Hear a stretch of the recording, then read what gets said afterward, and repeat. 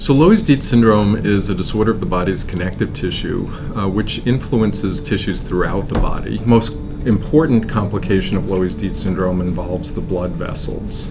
There is a very high predisposition for the base of the aorta to enlarge, something that we call an aortic root aneurysm. If the aortic root gets very large, it can be at risk to tear or to rupture.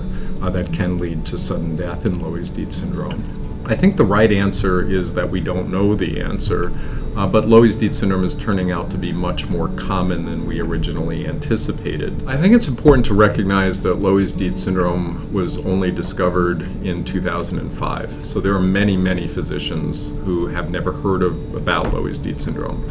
We went to a level 2 ultrasound, and here I was worried about his club feet, and they told us that he had an enlarged aorta. And they have never seen that before in utero.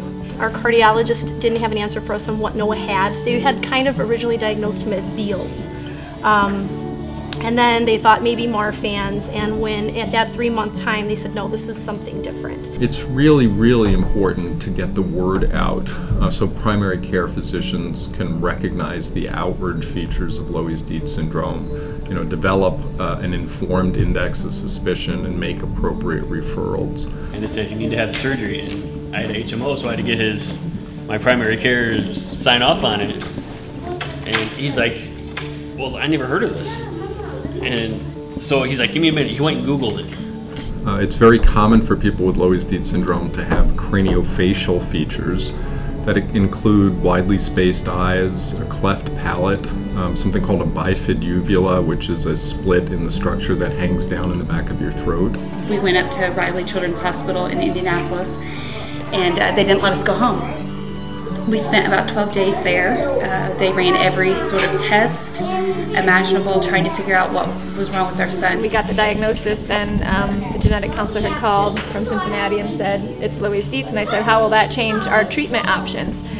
Since it's not Marfan's syndrome, and she said, oh, it won't change your treatment options at all. We'll treat it just as though it's Marfan's syndrome. And I knew from the little bit that was on the Hopkins site with Dr. Dietz that they were treating it much more aggressively, and I said we need to get a hold of those doctors. Now looking forward, we know that using more aggressive surgical practices has made a difference for people with Loeys Dietz syndrome. We have good confidence that certain medications are going to make a difference in how fast blood vessel problems progress. I really think that the situation is much, much more optimistic looking forward.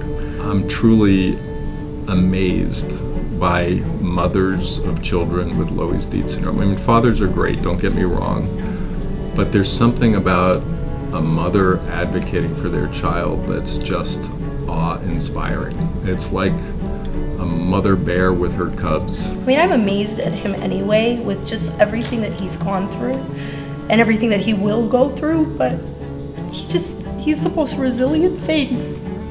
What are your hopes to see, like, what we can do together?